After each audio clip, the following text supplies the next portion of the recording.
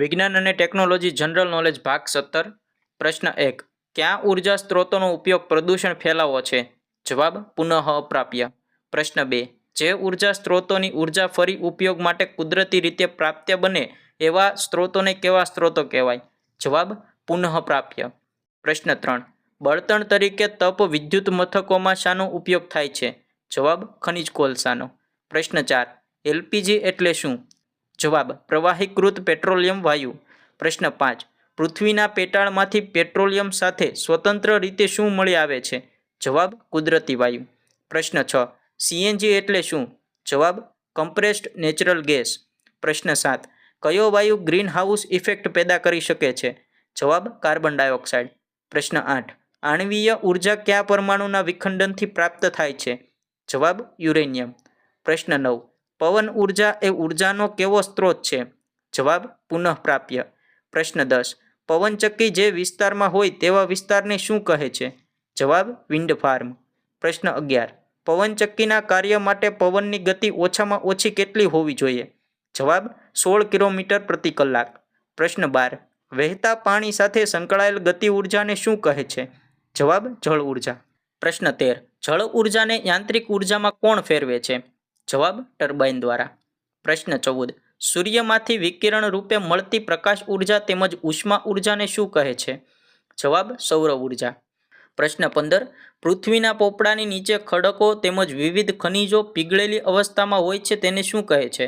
જવાબ લાવારસ. પ્રશ્ન 16 દબાણયુક્ત ગરમ વરાળ દ્વારા મળતી ઉર્જાને કઈ ઉર્જા કહેવાય છે? જવાબ ભૂતાપીય ઉર્જા. પ્રશ્ન 17 સૌર ઉર્જાના દ્રવ્ય સ્વરૂપને શું કહે છે? જવાબ જૈવભાર.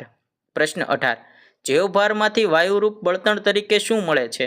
જવાબ બાયોગેસ. પ્રશ્ન 19 વિદ્યુત પ્રવાહનું વહન કરતી ધાતુના તારને શું કહેવાય છે? જવાબ વાહક તાર. પ્રશ્ન 20 વિદ્યુત પ્રવાહના વહેવાના માર્ગને શું કહે છે? જવાબ વિદ્યુત પરિપથ. પ્રશ્ન 21 જે પદાર્થમાંથી વિદ્યુત પ્રવાહ પસાર થઈ શકે છે તેવા પદાર્થને શું કહે છે? જવાબ વિદ્યુત વાહક. પ્રશ્ન 22 જે પદાર્થમાંથી વિદ્યુત પ્રવાહ પસાર થઈ શકે નહીં તેવા પદાર્થને શું કહેવાય? જવાબ વિદ્યુતનો અવાહક. પ્રશ્ન 23 એમસીબીનો ઉપયોગ શું થાય છે? જવાબ શોર્ટ સર્કિટથી બચવા માટે એમસીબીનો ઉપયોગ થાય છે. પ્રશ્ન 24 આધાર બિંદુની આસપાસ મુક્ત રીતે ફરી શકે તેવા મજબૂત દંડને શું કહેવાય છે? જવાબ ઉચ્ચાલન. પ્રશ્ન 25 મિશ્રણના ઘટકો છૂટા પાડવાની પદ્ધતિને શું કહે છે? જવાબ અલગીકરણ.